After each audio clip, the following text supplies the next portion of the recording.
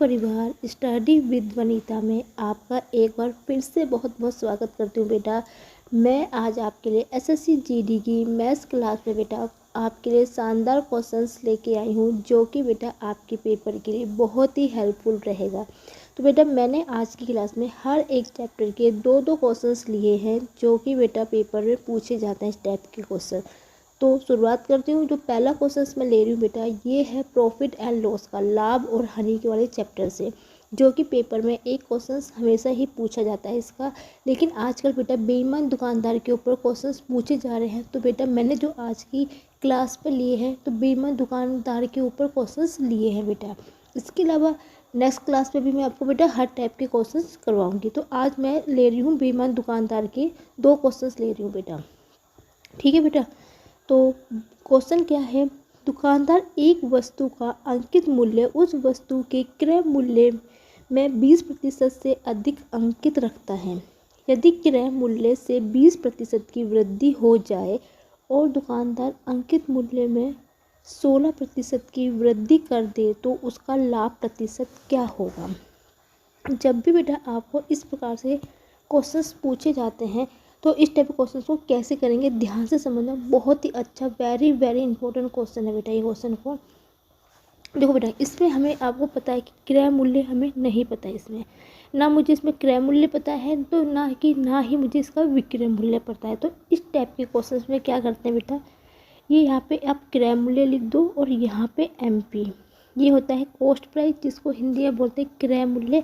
MP market price, जिसको हम बोलते हैं अंकित मूल्य, ठीक है बेटा। तो मैंने मान लिया कि अंकित मूल्य क्या है, 100 रुपये, 100 है, 100 रुपये क्या है अंकित मूल्य है, कि कोई भी चीज़ अपने 100% पे होती है तो अंकित मूल्य क्या है यहाँ पे 100 रुपये है बेटा। अब उसने बोला अंकित मूल्य पर क्रय मूल्य से 20% अधिक अंकित रखता है, मतलब जो वो MP रख रहा है 20% अधिक रख रहा है। बेटा मैं आपको एक चीज़ क्लियर कर देती हूँ, यदि अधिक की बात करता है तो 100 में जुड़ेगा, कम की बात करें तो 100 में से घटता है। तो 100 रुपये था और उसने 20% अधिक जोड़ा तो वो उसने मार्केट प्राइस कितना रखा 120। 100 में 20 जोड़ दे कितना हो गया 120 रुपये उसने रखा बेटा, ठीक है बेटा। अब ध्यान से समझना क्वेश्चन को बेटा। देखो अब आगे उसने क्या बोला कि यदि क्रय मूल्य में 20% की वृद्धि हो जाए तो दुकानदार को अंकित मूल्य में 16% की वृद्धि कर दे तो उसका लाभ प्रतिशत बताइए। तो बेटा इस टाइप के क्वेश्चन को अब हम कैसे करेंगे ध्यान से समझना बेटा। देखो यहाँ पे 100 है, यहाँ पे 120 है। देखो बेटा ये क्वेश्चन बहुत ही वेरी वेरी इंपॉर्टेंट क्वेश्चन था। देखो बेटा यदि उसने बोला यदि मूल्य में 20% की वृद्धि हो जाए, यदि बेटा इसमें 20% की वृद्धि कर दी जाए तो पहले आपको इसका 20% निकालना पड़ेगा और इसका भी 16% वृद्धि वो अंकित मूल्य बोल रहे हैं तो इसका 16% निकालना पड़ेगा। तो बेटा इस पर क्या होता है मुझे कैलकुलेशन करने में बहुत लंबा पड़ेगा, क्योंकि 120 का जब आप निकालोगे 16% तो बेटा वैल्यू मैक्सिमम पॉइंट में ही आएगी।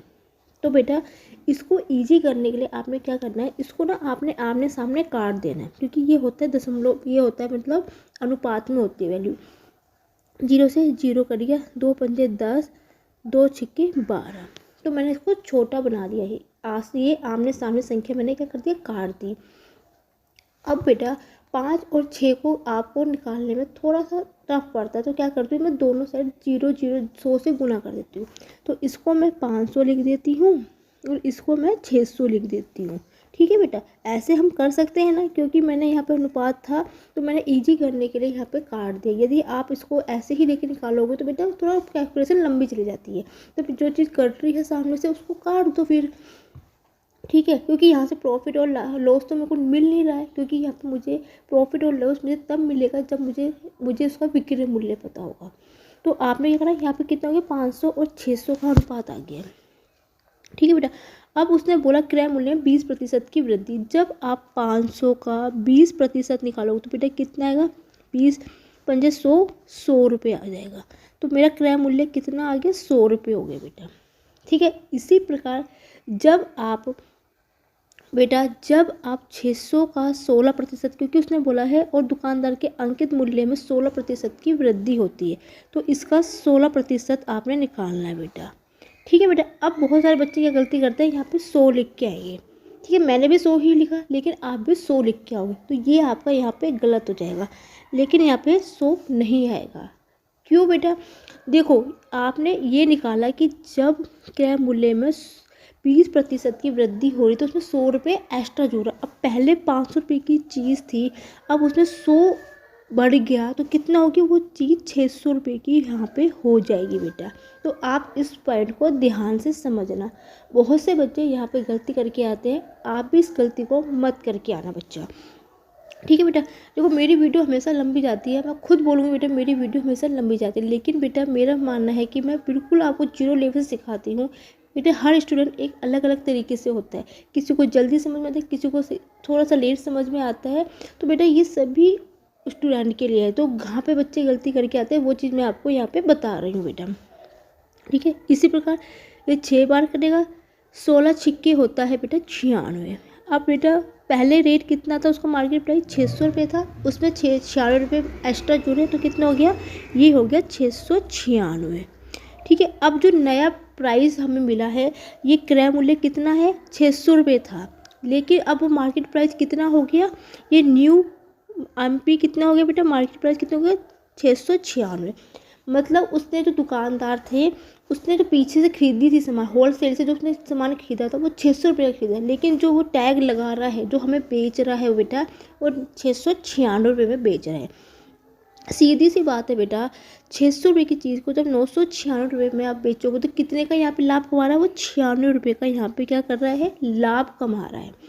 अब मुझे पता चल चुका है कि लाभ क्या है। उसने पूछा है लाभ प्रतिशत पूछा है बेटा।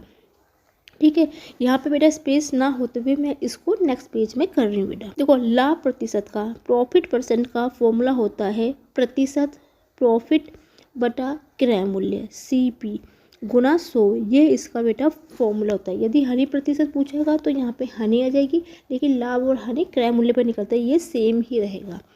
तो बेटा लाभ कितने का? 600 रुपये का हो, 96 रुपये का होता है। और एक बात हमेशा ध्यान से रखना, जो आप क्रय मूल्य रखोगे बेटा, ये पुराने वाला नहीं रखना है। जो नया आपका क्रय मूल्य आया है वो वैल्यू आपने यहाँ पे रखनी है। तो कितना आएगा? यहाँ पे आएगा बेटा 600 आएगा, गुना का 100 बेटा।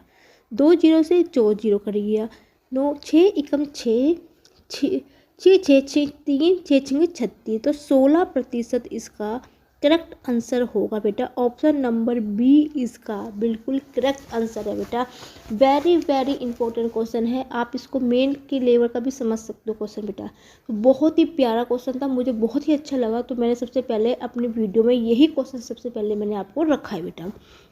क्योंकि बेटा एग्जामर का पता नहीं होता है कि कौन सा क्वेश्चन आपको कब दे दे, तो आपको हर एक टाइप के मेथड आने चाहिए। यदि आप प्री मेन की तैयारी करो, जब आप मेन की तैयारी करके चलोगे तभी आप सोचो कि आप प्री कर सकते हो बेटा।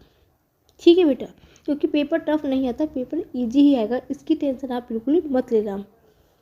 पिछली बार भी पेपर बेटा इजी ही आया था, टफ बिल्कुल भी नहीं आया था। ठीक है, कोई दिक्कत होगी, कोई प्रॉब्लम होगी तो मुझे कमेंट सेक्शन में लिख के बेटा आप बता देना। ठीक है बेटा, अब बढ़ती हूँ नेक्स्ट क्वेश्चन की। एक ये क्वेश्चन था बेटा, कोई बेईमान दुकानदार सामान को क्रय मूल्य पर बेचने का दावा करता है, 1 किलोग्राम भार के स्थान पर 960 ग्राम का बेचता है, उसका प्रतिशत लाभ होगा। ये एक क्वेश्चन था बेटा, जो मेरे को एक किसी ने मुझे स्टूडेंट ने मुझे भेजा था। तो बेटा इस क्वेश्चन को मैं बताती हूँ कैसे इस क्वेश्चन को करना है बेटा। कुछ नहीं है क्वेश्चन में, ध्यान से समझेंगे बेटा। एक चीज़ हमेशा इस क्वेश्चन टाइप के क्वेश्चन को एक पॉइंट आप हमेशा ध्यान से समझना बेटा। इसमें है बेटा, देखो 1 किलोग्राम का मतलब होता है बेटा कि 1000 ग्राम। 1000 ग्राम 1 किलोग्राम मतलब इसमें होता है कि जितना आपका ग्राम है वो चीज़ उतने में बिकेगी, तो 1000 रुपये में वो चीज़ बिकेगी। मतलब जितना ग्राम होगा उतना ही वो चीज़, उतने ही रुपये में वो चीज़ बिकेगी। ठीक है। उसने क्या बोला, 1 किलोग्राम भार के स्थान पे 960 ग्राम का वो ग्राम का बेचता है। देखो वो 1000 ग्राम मतलब 1 किलो को वो कितने के बदले कितना तोल रहा है बेटा, 960 ग्राम वो तोल रहा है बेटा। ठीक है। अब एक चीज़ ध्यान से समझना इस क्वेश्चन को, जब 960 रुपये ग्राम तोल रहा है तो वो उसका जो दुकानदार जो बेच रहा होगा वो 960 रुपये में ही तो बेच रहा होगा। मतलब जितने का वो ग्राम तोला है, जितना उसने तोला है वही उतने का वो चीज़ बेचेगा नहीं हमें। देखो ये वो चीज़ जो 960 रुपये घोटाला कर रहा है, दुकानदार को तो 960 रुपये की चीज़ पड़ी, लेकिन जो हमें बेचा है उसने क्रय मूल्य वो 1000 रुपये में उसने बेचा है। तो यहाँ पे बच्चों को एक बहुत सी कन्फ्यूजन होती है जो कि मैं आपको क्लियर कर दूँ। एक बात हमेशा याद रखना, जब भी लाभ प्रतिशत की यहाँ बात होगी, वैसे ये जो बेईमान दुकानदार है बेटा उसमें हमेशा ही लाभ होगा, उसमें कभी हानि नहीं होगी दुकानदार को, क्योंकि वो बेईमानी कर रहे हैं।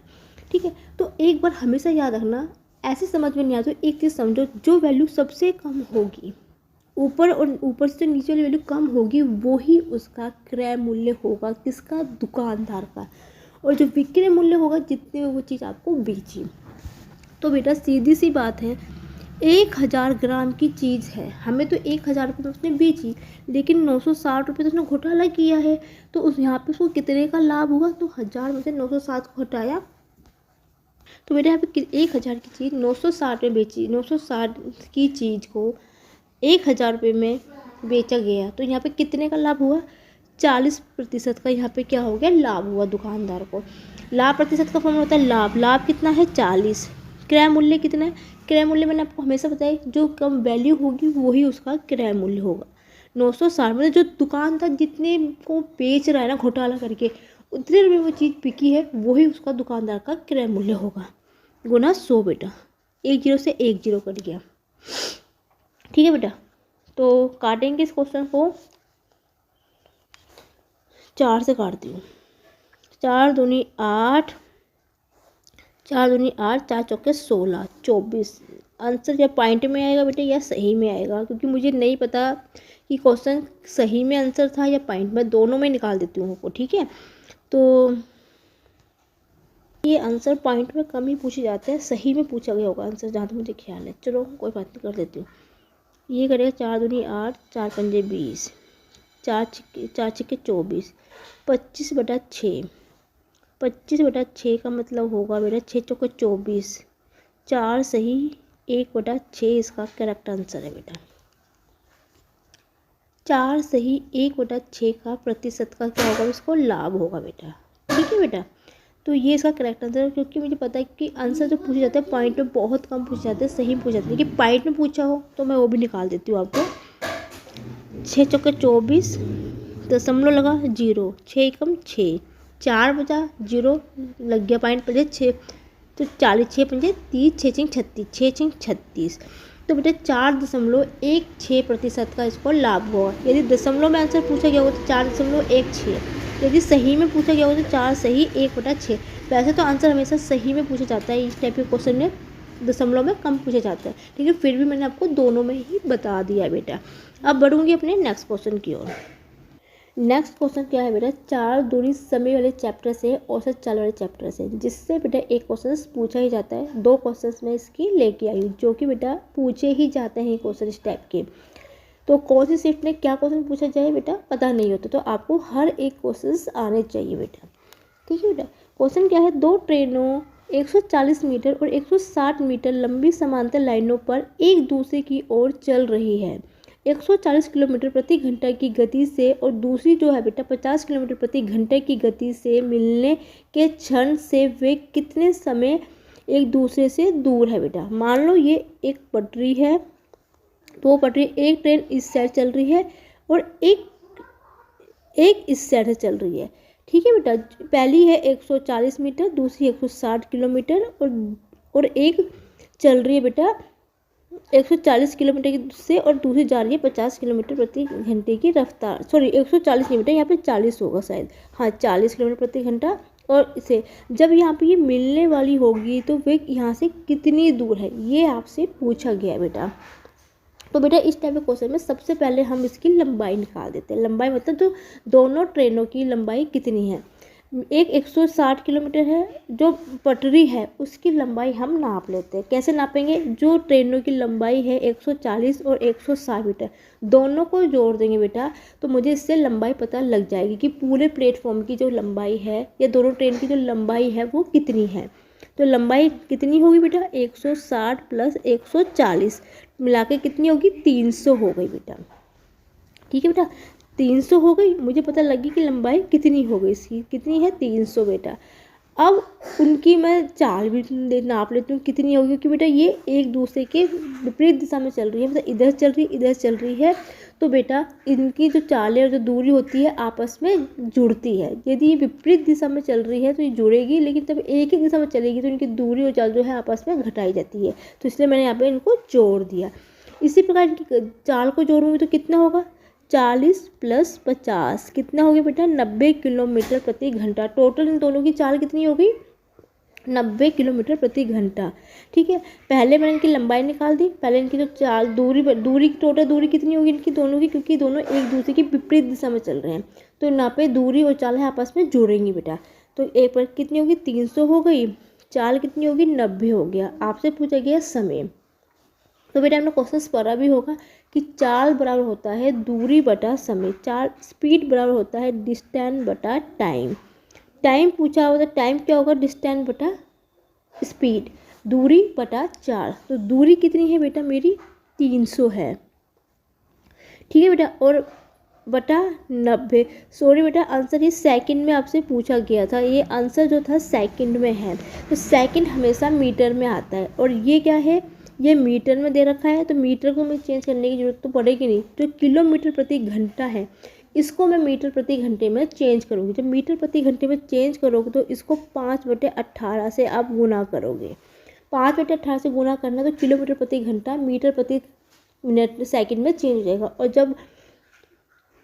जब बेटा आप मीटर प्रति सेकंड को चेंज करोगे किलोमीटर प्रति घंटा, तो उसका उल्टा होता है 18/5। ठीक है बेटा, तो यहाँ पे क्या होगा? ये 300 हो गया। 18 जो है बेटा वो ऊपर आ जाएगा, बटा 90 गुना कितना हो गया बेटा? ये 5 आ गया।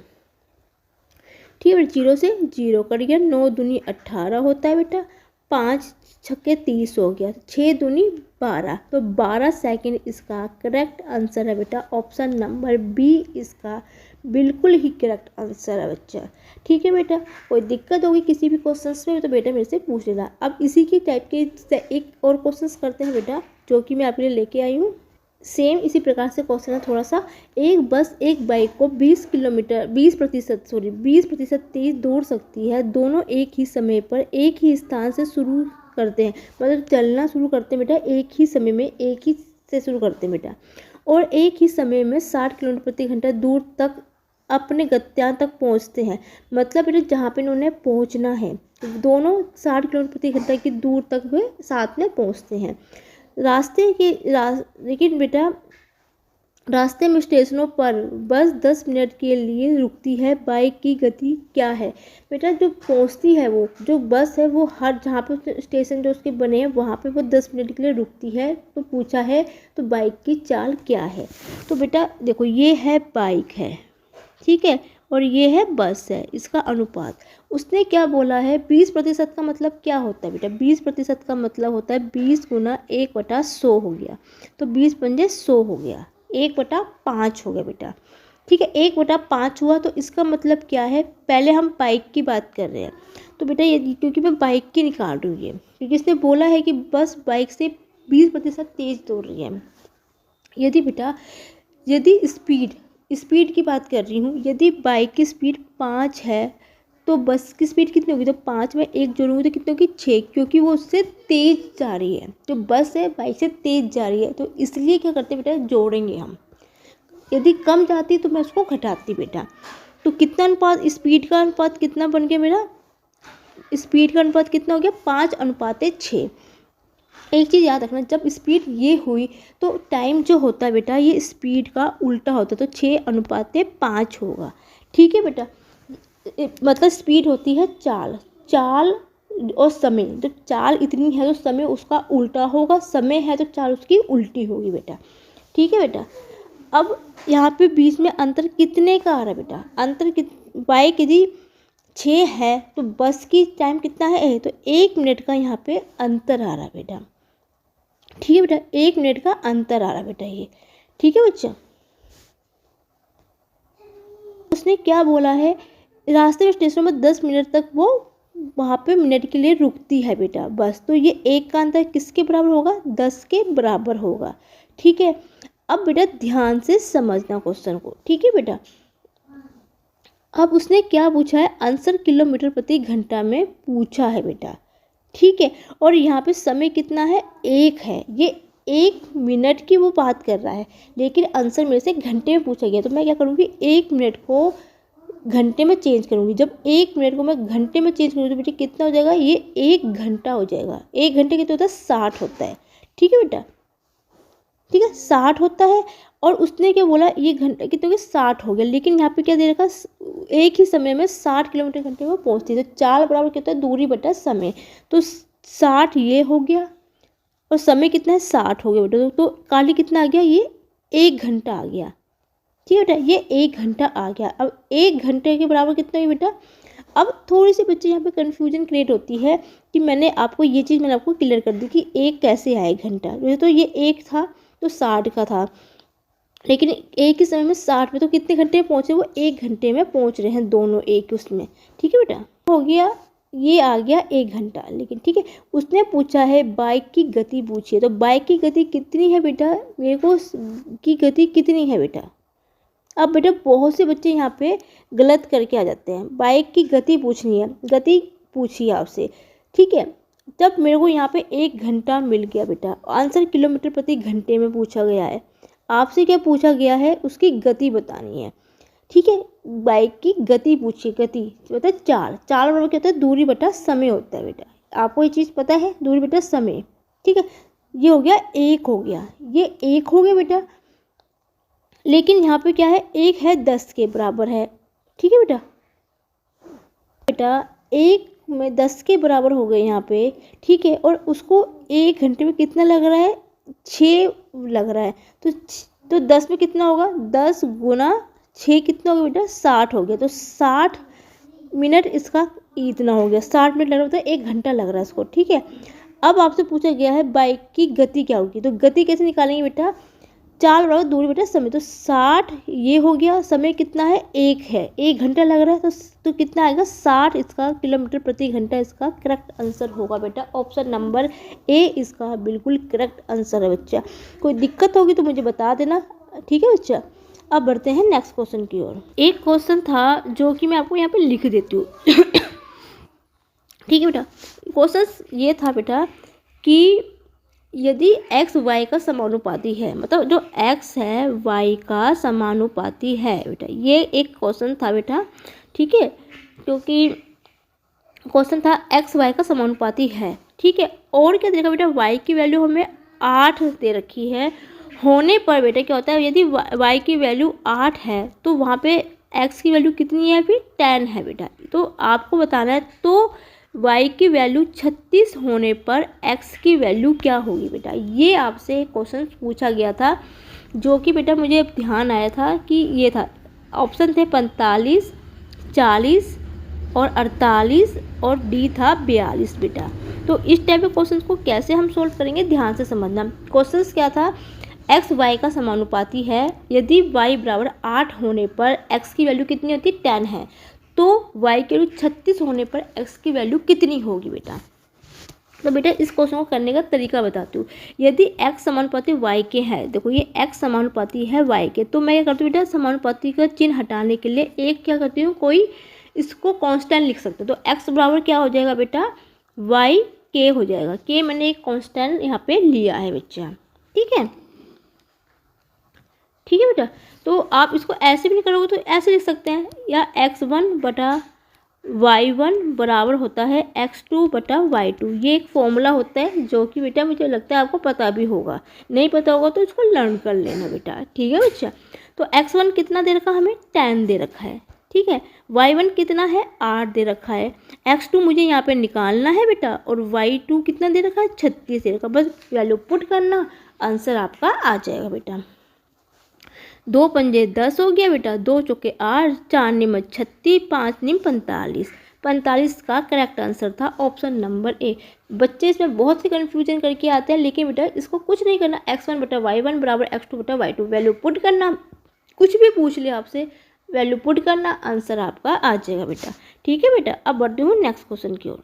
एक क्वेश्चन और था बेटा, ठीक है, क्वेश्चंस एक और क्वेश्चन था बेटा, ये था बेटा उसका सिंप्लीफिकेशन क्वेश्चन था, ठीक है, बोर्ड मास के नियम का। क्वेश्चन क्या था, 40 सॉरी बच्चा 40 माइनस का मंझला ब्रैकेट 14 माइनस का छोटा ब्रैकेट 16 माइनस के 6 गुना 4 माइनस का 2 छोटा ब्रैकेट मंझला ब्रैकेट और बेटा बड़ा ब्रैकेट आई थिंक यहाँ पे कुछ था, ये 20 था, इससे पहले था माइनस का 40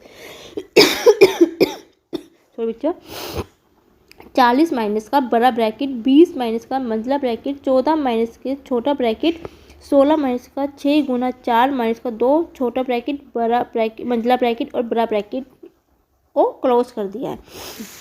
तो इसको सोल्व करना है और आपको वैल्यू निकालनी है। तो बेटा बी बोर्ड मास का नियम क्या कहता है बेटा, आपको पता ही होगा, पहले हम इसको ब्रैकेट्स को सॉल्व करते हैं। ब्रैकेट में पहले छोटा ब्रैकेट सॉल्व होता है, फिर मंझला, फिर बड़ा, उसके बाद ओ होता ऑफ यहाँ पे नहीं, ऑफ का मतलब होता का, ठीक है। डी डिवीजन मतलब होता है बेटा भाग, ठीक है। पहला हमें ब्रैकेट सॉल्व होता है, फिर उसके बाद का होता है, फिर उसके बाद भाग होता है, फिर गुना होता है, फिर प्लस होता है, फिर माइनस होता है। इसको ऐसे सॉल्व किया जाता है बेटा। तो पहले हम ये वाला ब्रैकेट सॉल्व करेंगे, ठीक है बेटा। इसको कैसे सॉल्व करेंगे, पहले आपको भाग है तो गुना, तो 16 माइनस का 24 माइनस का 2, फिर आपको क्या करना है बेटा, प्लस करना है, ठीक है। गुना है नहीं, प्लस बेटा, ठीक है।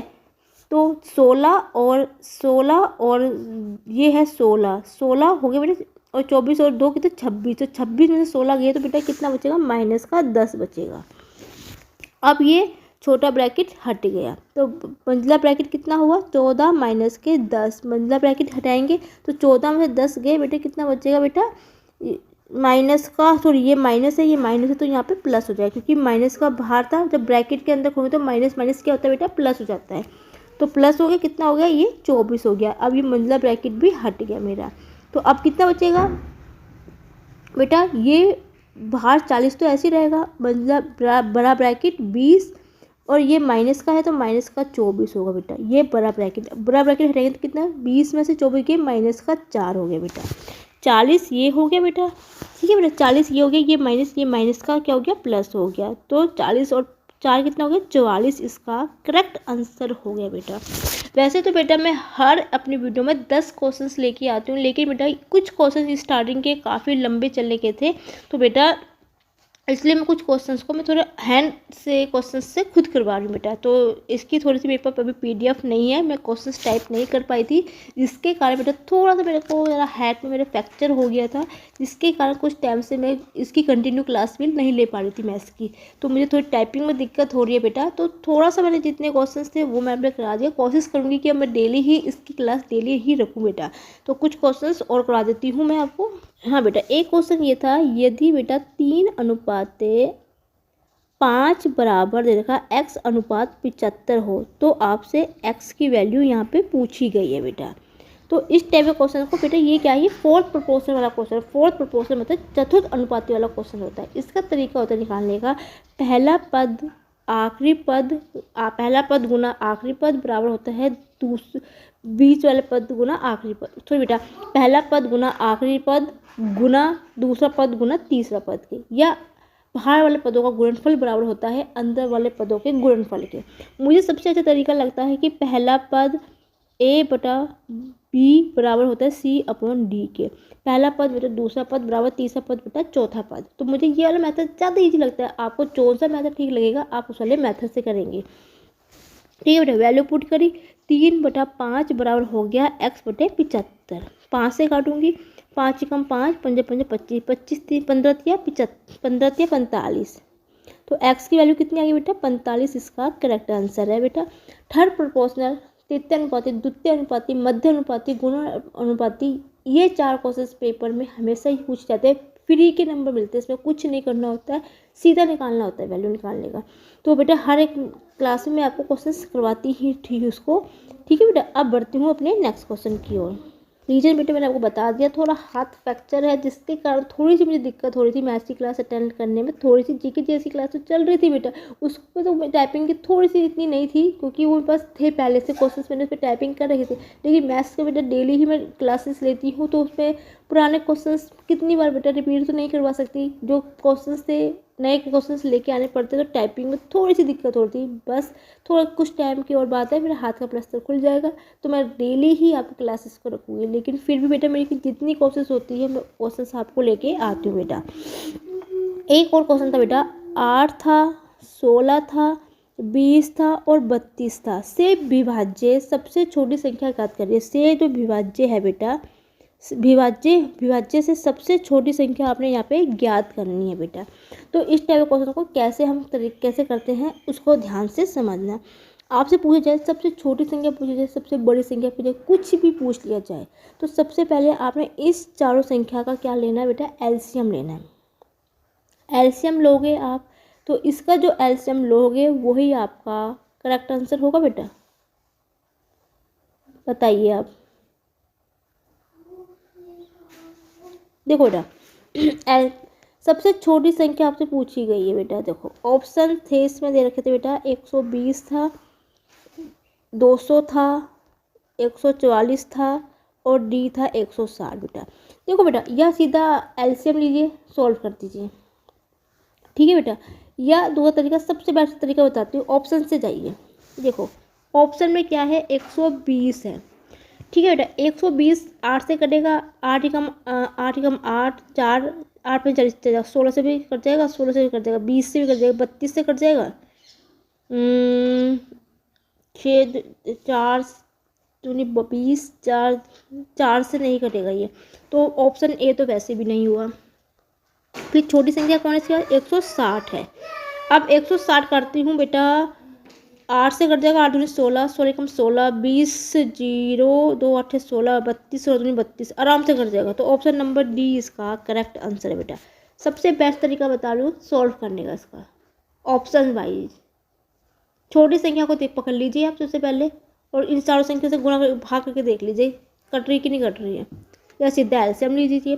एलसीएम लेने का तरीका होता है, 8 दूनी 16, 16 दूनी 32, 8 तो नहीं लूँगी, 16 दूनी 32 में नहीं लूँगी, 20 और 32 है, ले लीजिए एलसीएम।